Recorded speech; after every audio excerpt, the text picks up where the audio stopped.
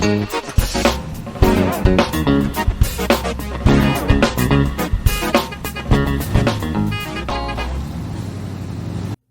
everyone, welcome to another video of the Teacher's Lounge with me, Dr. Diffins. In this video, we're going to begin a series of videos on the car buying process. Now, if you're here, remember these videos are made just to provide a quick overview that I hope will be helpful to you supporting each other as educators. And that's what this channel is all about. Just really thinking of ways that we can support each other. And, they say knowledge is power. So I happen to be interested in cars. And obviously, the majority of people watching this video have cars. And there's some things that you can do prior to purchasing your next car that can actually save you a lot of money and headache in the long run. So typically, when we go car shopping, we'll either go online or maybe just visit a car lot. Or we might have an idea of what we want and go directly to that. But before we jump into searching for cars to buy, it would be important to actually take some time to research some possible vehicles. And by that, I mean, what are some ways that we can leverage and use the power of the internet to help us to inform our car buying experience? So we know in the classroom or at schools, we are constantly using data, and the same can apply when we are interested in purchasing a car. So to talk about car buying just in general, quickly, the question comes up, what's the best age to get a used car? And, depending if you're on a budget or how you view money, you have the option, obviously, of leasing a vehicle where you're pretty much renting it for a period of time. Those payments tend to be cheaper or less than a car that you own. However, at the end of the lease, typically 3 years, you're turning back the vehicle, and then you'll have to make another move after that. A new vehicle, obviously just off the lot, that's going to have its own price tag, to obtain the new car smell. And then there's the option of buying a used vehicle. And here, this is just a little article that I found, but it makes a lot of sense. The numbers may not be exact, but it just gives you an idea of the power or possibility of buying a used car. So it says, depreciation works on a curve. First, consider that depreciation isn't the same for new and used cars. New cars depreciate much faster than used cars. When you drive a new car off the lot, it loses 9 to 11% of the value immediately. So when we think about numbers like that, if we're purchasing a $3,000 car, that's obviously or a $30,000 car, that's obviously a $3,000 loss. And then within 12 months, the average car will lose about 20% of its value. At that point, it's going to continue to lose 15 to 25% every year for 5 years. After that, depreciation still happens, but at a lower rate. And obviously, it requires a lot of research to figure out car depreciation. But if you look, you'll see some, especially high-end vehicles that may be brand new or $100,000. And you look 5 or 6 years later, and those same cars are selling for under $20,000. So, that's the whole thing with depreciation. You're either going to pay for it or somebody else will. Now, when it comes to researching, one of the websites I like to use in this research process is carcomplaints.com. Again, these videos, the purpose is not to endorse, drive traffic to, or anything like that to websites. I'm just sharing some of the things that are useful when I'm looking for a car. So from Car Complaints, I'm going to go ahead and just pick a Nissan Maxima. What you do is you select your vehicle. And I'm actually going to go way back. Let me go with a 2004, let's say. So I selected Nissan as the make. You look at the model here, and this is going to show you they have it organized by problems, by model. Again, this is not exhaustive by any means. It's only as good as the data that's put in it. So it actually says the worst model is 2004. So I'm going to actually go ahead and see this graph here. Higher the, kind of worse off you are. And I see in 2004, which happens to be the model I'm interested in, because I believe it was the refreshed model during that time, and maybe I, found one that's real cheap. However, when I look, it says here, avoid like the plague. Okay, that's not good. So let's go ahead and take a deeper look and see what we come up with. So here they just have a little note. It says the 2004 2000 to 2006 Nissan Maxima has widespread transmission problems. It starts with the vehicle jerking when shifting and progresses to full-blown transmission failure. Okay, so that's not good. When you take a closer look here, what I like about this site is it just gives you this overview. You take it with a grain of salt. You can still purchase the car. It's not prohibiting you from doing anything. But here we see for this particular model that the transmission, you can see that it has significantly more complaints compared to some of the other pieces. So you see drivetrain, which people probably would say is the transmission as well. And very few electrical problems, no wheel issues. Exhaust system seems to be fine. So I'm going to go ahead and click on the complaints. I'm going to come down here. Okay, and here we find complaints. Okay, jerks when shifting. There's 171 of those. I'll go ahead and click on that too. Okay. And gives you a severity rating. Gives you a total cost or a typical cost of repair, the average mileage when this occurs, and then some common solutions. In this case, a lot of people had to replace their transmissions. So let's see. And then they give some helpful websites so that you can go here and you can just do a search. I mean, it has the date here. Somebody says transmission jerks badly. Now the car will not move at all. Let's see. My 2004 was flawless until the transmission started to fail. Okay, so again, not really positive.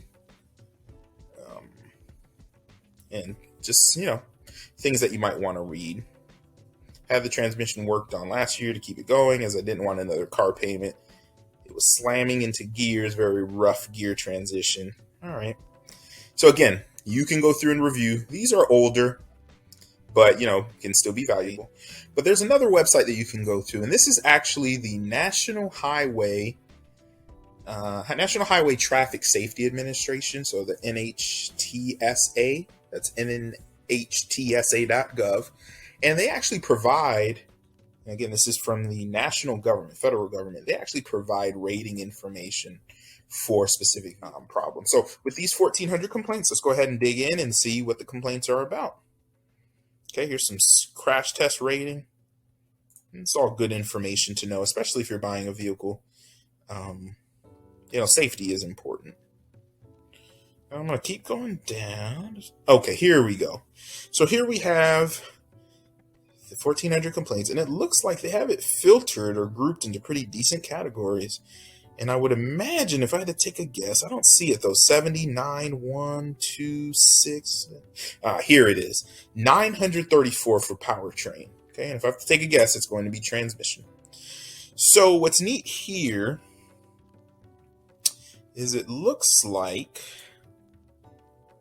these are actual incidents.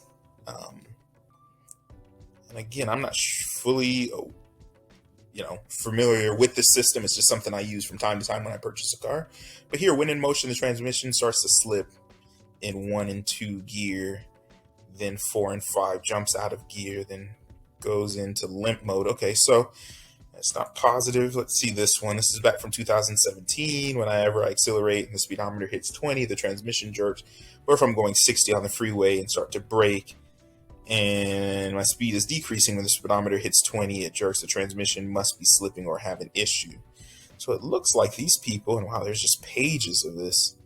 It looks like these complaints were logged. And of course, this car is from 2004, so there's plenty of time to, to see some of these complaints here. But again, the same thing. It's like a jerky transmission. Let's see here. It says the contact owns. So I believe this is just a summary of the complaint, which it says here. Owns a 2004 Nissan Maxima. While driving various speeds, the vehicle shook violently when downshifting, sometimes stalled without warning. Manufacturer was notified of the failure. Okay. Approximate fails are 100,000. Okay. Here's 1 star, car started bucking when it's downshifting. All right, so as you can see from here,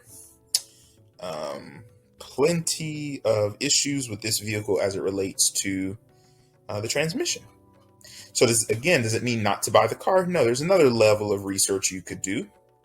You could go to another website, and here I'm over on Edmunds, and I just click on car reviews.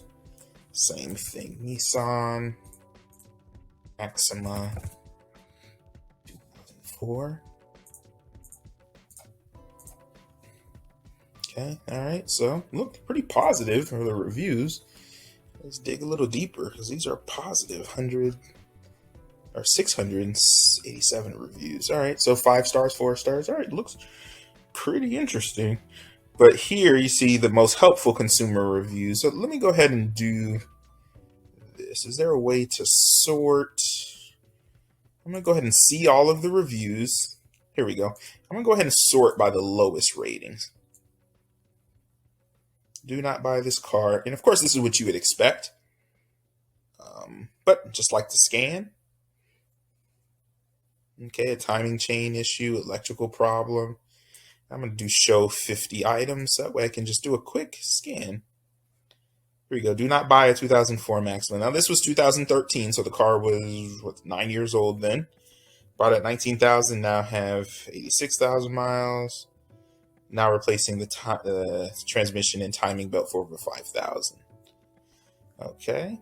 Probably the worst car I've ever owned. And again, this is not a knock against the vehicle. This is just looking at data to make an informed decision.